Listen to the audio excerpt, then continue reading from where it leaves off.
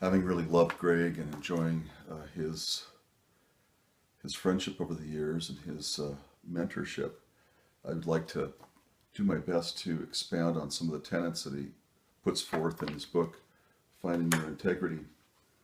The first tenet is take complete responsibility for everything you say, do, and feel.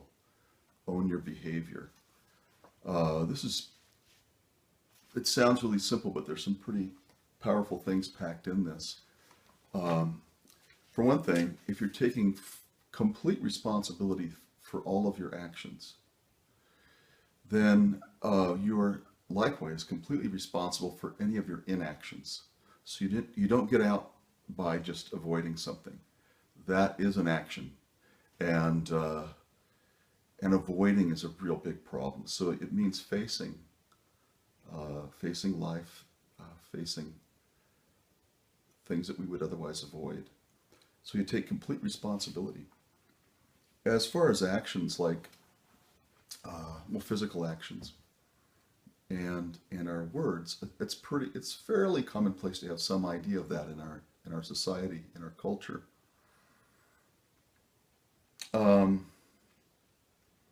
What's interesting is when you think about taking complete responsibility for everything you say, using that example, there's an interesting scripture where Jesus said, out of the abundance of the heart, the mouth speaks. And it was a very wise statement, or a very insightful statement, that what what's going on inside will color, if not outright determine, what we say or how we say it. And there's all kinds of ways you can catch somebody in a lie, or catch some other agenda by how somebody's saying something. So it's important to note that if out of the abundance of the heart the mouth speaks, or we take actions, then this tenet to take complete responsibility for everything you say, do, and feel is really about tending to your own heart, to what's going on inside. So that's a huge subject in and of itself. But something that's kind of unique, and I guess I'll mostly focus on this, is that it says take complete responsibility for everything you say, do, and feel, and it says own your behavior, and it's stating that your feelings are something you need to be responsible for, and that they're part of your behavior, and that's kind of new. It's kind of mind-boggling. We have quite a false belief that, I think in general, human beings have this false belief that how you feel is just a response to the environment, and yet you'll see different people feel different way, have different responses to the same situation. But Greg taught me very specifically that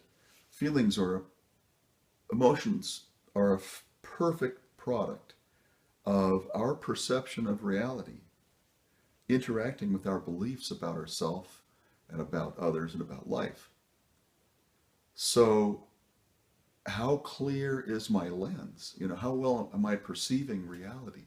If I'm feeling particularly vulnerable, or beat up, or if I feel victimized, or I'm edgy, grumpy,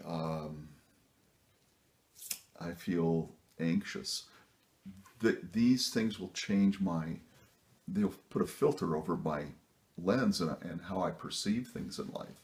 Low blood sugar and lack of sleep will affect it, for that matter, but a lot of my own attitudes and my beliefs will in turn color my lens and my perception of reality, which will keep maybe feeding those beliefs. And then the beliefs I have, now so many beliefs are deep conditioning that comes from early childhood and society or culture and so forth, and maybe some circumstances, including trauma. But so what this is pointing to is that we have a responsibility to look inside and to examine our beliefs about ourselves and about others.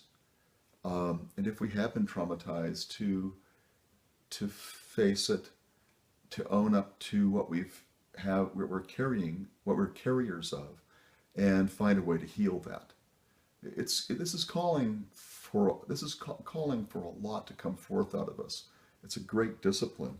As he says in here, it's going to be hard, and it is. This is a huge bill to fill, to take complete responsibility for everything you say, do, and feel. I remember a time when I was just overwhelmed I think, very anxious, probably afraid. I don't know if it was anticipation of something, or I forget the circumstances, but I was just fit to be tied and beside myself, whatever you could say. But it was going on for hours and for days, where I was just so wound up and I guess insecure, but certainly anxious. Anyway, and when I was just in this ball of emotions and stuff, Greg just said, well, take a look at those feelings and hold them out here and become curious about them. And I knew two things right then. One, or I experienced two things. One is I could tell there was something really truthful about what he was saying. At the same time, I had a reaction like, you're crazy. I was so identified with the state I was in, all the thoughts and the beliefs and the anxiety and whatever, that I couldn't imagine you possibly holding out here. It's all of what I am, as far as I was concerned. So I thought it was kind of crazy, but I knew it was true. And over the next couple of days, I kept thinking about it. And at least 2 days later, maybe more, I was trying it again, and somehow I was actually able to look at the thoughts and look at the feelings, whether they were right here or not. I was separate from them enough to see them and to examine them and have some ability to look.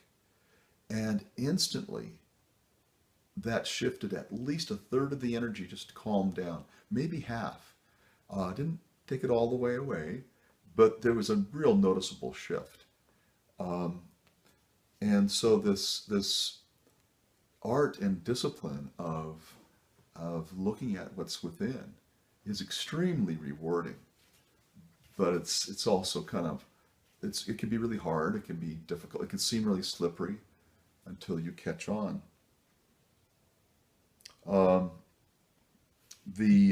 And then over time, over years, I learned a discipline of facing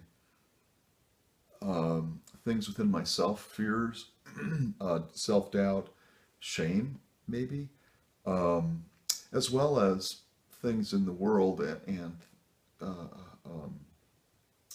socially, to just face them and sit with them.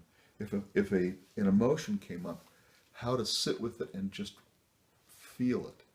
It might be all through my body and seem overwhelming, but it became more and more of a practice. I'd find myself doing it all, at different times of the day, when I went to bed, sometimes in the middle of the night, and I even witnessed myself doing it in sleep.